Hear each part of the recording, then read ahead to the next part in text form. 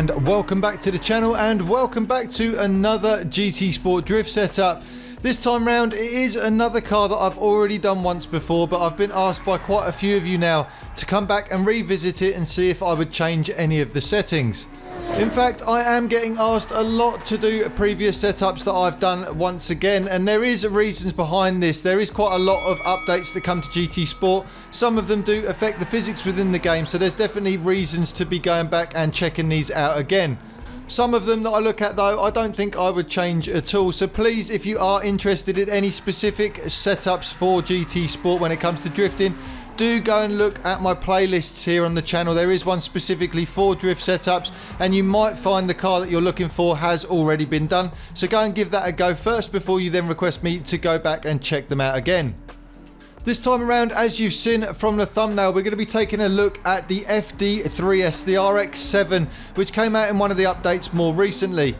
Now, the setup that I did have here on the channel, and still do if you want to go and check that out, is absolutely fine, and I think it still works perfectly well. That being said, I did find some areas that I think I could improve on, and I've messed around with it a little bit more, and I've got it to an even more comfortable sort of stage.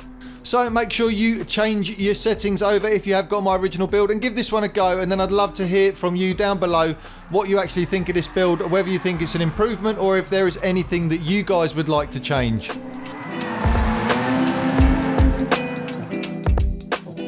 Okay, so what I'm going to do is just go through the whole setup all over again so you guys can apply these changes yourselves.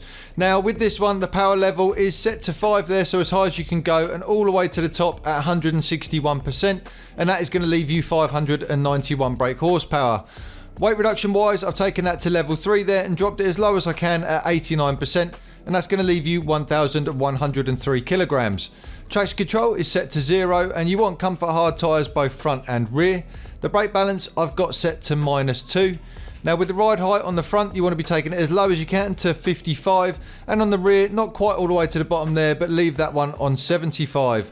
Natural frequency on the front is 2.7 and the same on the rear. The anti-roll bar you don't need to touch at all here, so that's 7 and 4.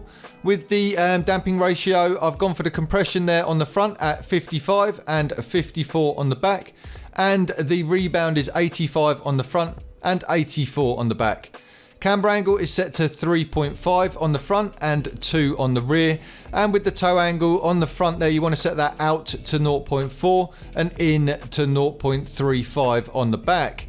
Downforce you can't adjust on this particular build, so leave that alone. With the differential there, you want to be setting that to fully customized, and I've actually gone for 10, 40 and 25.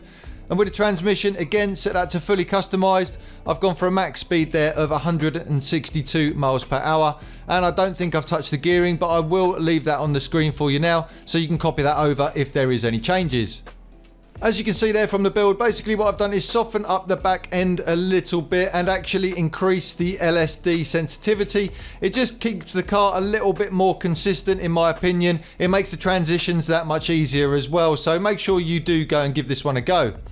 As always, use these settings as a bit of a base. You may want to adjust them to suit your own play style. This is what I am personally using, but there is definitely no right and wrong when it comes to setting up cars within GT Sport, so feel free to get creative and bring something to the table that you think works a little bit better. As always, I'm going to leave you with some more footage of me just messing around with the car. I would like to just say thank you all for all your kind support that I've received lately. I've had loads of comments coming in from you guys, and what's amazing is to see just how many drift setups I'm still getting requested here on the channel. If you are new around here, please make sure you subscribe. Don't forget to hit that notification bell so you know exactly when I upload a video. As I've said, use that comment section to get in contact with me down below, but also to let me know what you think of this build. Hit the like button, it really does help these videos grow a huge amount. It makes sure they're seen by a lot more people, and you really would be helping me out by doing that. Thanks for coming by the channel, and I'll see you all on the next one.